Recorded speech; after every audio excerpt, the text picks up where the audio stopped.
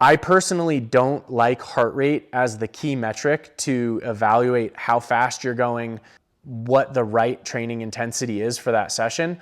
I like pace and I like RPE, which is rate of perceived exertion.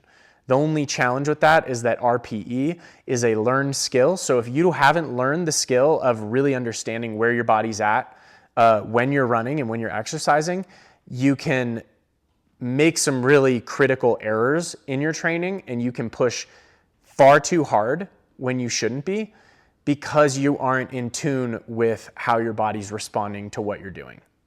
So I would say for most people, working on the mental aspect of understanding how you feel during a session, it's probably the most valuable skill that you can hone in on.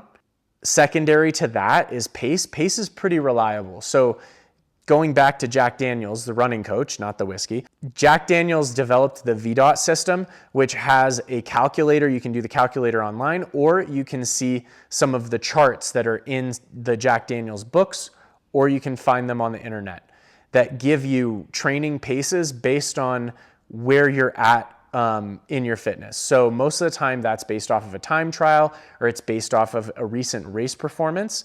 And you can put that into the calculator and it will spit out how fast you should be running for different types of efforts. And you can structure your training around those efforts. I personally follow the VDOT system because I think it's the most universal system. Pretty much everyone that I know that runs understands it to some degree, or bases some of their training off of the principles. So it doesn't even have to be the exact system, but those general principles are very universal, very well understood by most runners. And depending on who you talk to, methodologies can be usually some variation of the same thing.